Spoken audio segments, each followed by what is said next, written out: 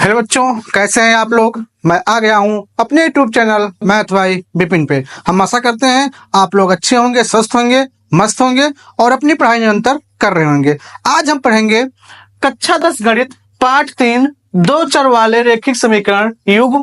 इसका परिचय हम पढ़ेंगे। तो इसमें देखते हैं पहला हेडिंग क्या है, दो चर वाले रैखिक समीकरण युग्म। दो चर वाले रैखिक समीकरण युग्म होता क्या है, इसकी डिफिनेशन देखते हैं क्या लिखा हुआ है। दो चर वाले रैखिक समीकरण एक ऐसा समीकरण है जिसमें दो चर होते हैं और वह चर एक ही घातांक पर होते हैं। ठीक है, अर्थात कह रहा है कि उसमें दो चर होंगे और जो चर होगा उसकी घात कितना होगा, एक होगा। इसे हम मान लेते हैं कि ये लिखा हुआ है a1x प्लस b1y और प्लस c1 बराबर 0। देखो बच्चों, इसमें कितने चर हैं, दो चर हैं। एक x चर ये हो गया और एक चर y ये हो गया। इसकी घात कितनी है, एक है, एक है। ठीक है, तो भैया कितना, दो चर हो और घात कितना हो, एक हो, उसे हम बोलते हैं, क्या बोलते हैं उसे, दो चर वाले रैखिक समीकरण का युग्म बोलते हैं। ठीक है बच्चों, इतना बात समझ में आया। फिर क्या लिखा है कि इसे आमतौर पर हम ax plus by plus c बराबर 0 के रूप में लिखा जाता है। ठीक है, जहां a कामा b और c क्या है, वास्तविक संख्याएं हैं और a और b दोनों शून्य नहीं हो सकते हैं। a और b दोनों शून्य नहीं हो सकते हैं। अगर ये और b अगर दोनों शून्य हो जाएगा ना, तो भैया ये क्या होगा, ना तो ये दो चर में रैखिक समीकरण होगा और ना ही ये कुछ होगा, क्योंकि जब y का मान और x का मान अगर 0, a और b का मान 0 हो जाएगा तो ये समीकरण क्या हो जाएगा, c बराबर 0 हो जाएगा। तो ना इसमें दो चर हैं, ना इसमें भैया क्या है, दो चर हैं और इसके घात भी कोई नहीं है, इसलिए क्या होगा, ये दो रैखिक समीकरण युग्म नहीं होगा। ठीक है, तो इतना बात समझ में आया। क्या है कि दो चर वाले रैखिक समीकरण एक ऐसा समीकरण है जिसमें कितने चर हो, दो चर हो और चर के ऊपर घात कितना हो, एक हो, उसे हम बोलते हैं क्या, दो चर वाले रैखिक समीकरण युग्म। और जहां पर ये और बी और सी क्या है, वास्तविक संख्या है, ये और बी कभी 0 नहीं हो सकता है। इतना अच्छा समझ में आया।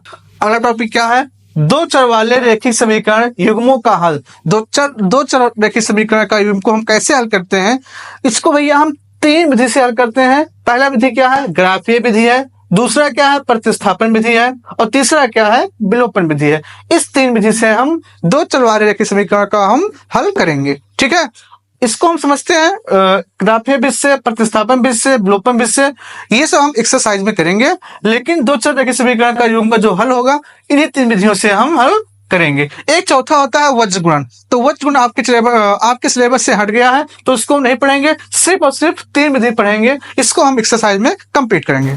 आइए देखते हैं नेक्स्ट टॉपिक क्या है, दो चर वाले रैखिक समीकरण युग्म का हल। ठीक है, हल करेंगे भैया इसको। ठीक है, और इसलिए पता करेंगे कि कौन सा संपाती रेखा है, कौन सा समांतर रेखा है, कौन सा प्रतिच्छेदी रेखा है, उसमें कितने हल है, संगत निकाय है कि असंगत निकाय है। बहुत ही इंपॉर्टेंट है, वेरी इंपॉर्टेंट टॉपिक है भैया पूरे चैप्टर से ये। ठीक है, तो हम मान लेते हैं कि हमारे पास जो पहला रैखिक समीकरण है a1x plus b1y plus c1 बराबर 0, ये पहला भैया रैखिक समीकरण हो गया। दूसरा क्या है, a2x plus b2y plus c2 बराबर कितना, 0, ये दूसरा समीकरण हो गया। ठीक है, दोनों भैया से हम कंपेयर करेंगे और कंपेयर करने के बाद में उसको हम डिवाइड करेंगे और देखेंगे कि हमें प्राप्त क्या होता है। अगर हम क्या करते हैं, अगर a1/a2 is not equal to b1/b2 हो, ठीक है, अगर a1/a2 is not equal to b1/b2 हो भैया, तो उससे हम क्या बोलेंगे, वो क्या है, वो प्रतिच्छेदी रेखा है। प्रतिच्छेदी रेखा क्या होता है, जो दोनों आपस में काट दे, इसको हम बोलते हैं प्रतिच्छेदी रेखा। और जब प्रतिच्छेदी रेखा होगा भैया, तो उससे कितने हल होंगे, एक हल होंगे। कितने हल होंगे, एक। कब होगा, जब a1/a2 not equal to b1/b2। ठीक है, इस कंडीशन में क्या होगा, वो रेखा क्या होगा, प्रतिच्छेदी रेखा होगा, उससे कितने हल होंगे, एक हल होंगे। इतना बात समझ में आया। और जिसके हल होते हैं उसे हम क्या बोलते हैं, संगत निकाय बोलते हैं। क्या बोलते हैं बच्चों, संगत निकाय। बहुत ही इंपॉर्टेंट है। दूसरा क्या है, दूसरा क्या है कि अगर हम दोनों से कंपेयर करेंगे, अगर a1/a2 बराबर b1/b2 बराबर c1/c2 मिल जाए भैया, तो क्या होंगे, वो संपाती रेखा होंगे। संपाती मतलब एक रेखा के ऊपर दूसरी रेखा हो, उसे क्या हम बोलते हैं, संपाती रेखा बोलते हैं। और जब संपाती रेखा होंगे भैया, तो इसके अनेक हल होंगे। ठीक है, यहाँ पे देखो एक बार काटा है, इसलिए इसके एक हल है। यहाँ पे देखो हरदम इसके ऊपर क्या लाइन है, हर पॉइंट पर भैया क्या है, उसके पॉइंट के ऊपर क्या है, पॉइंट है, इसलिए क्या होंगे, इसके अनेक हल होंगे। कितने हल होंगे, अनेक हल होंगे।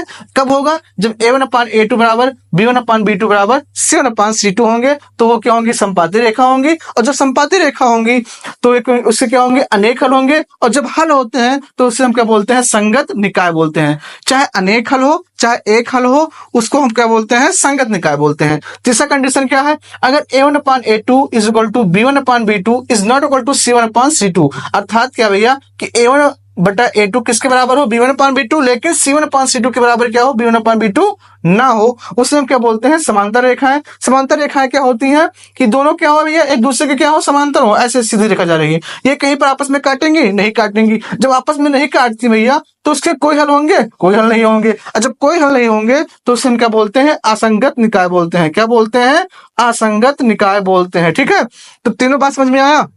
सबसे पहले क्या करेंगे, रेखीय समीकरण लिखेंगे, ठीक है, लिख दिया, फिर कंपेयर करेंगे। अगर क्या हो, a1/a2 is not equal to b1/b2, तो क्या होंगे, प्रतिच्छेदी रेखा होंगे, ठीक है, उसके एक हल होंगे, और फिर क्या होंगे, संगत निकाय होंगे।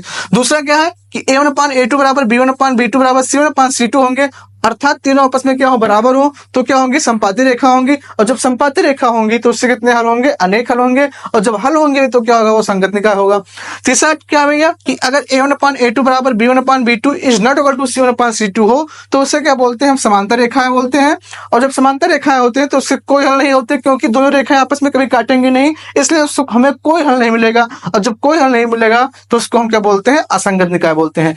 इतना बात समझ में आया आप लोगों से भैया? हम आशा करते हैं कि ये टॉपिक बहुत अच्छे समझ में आया होगा। अब हम नेक्स्ट वीडियो में मिलते हैं एक्सरसाइज 3.1 के साथ।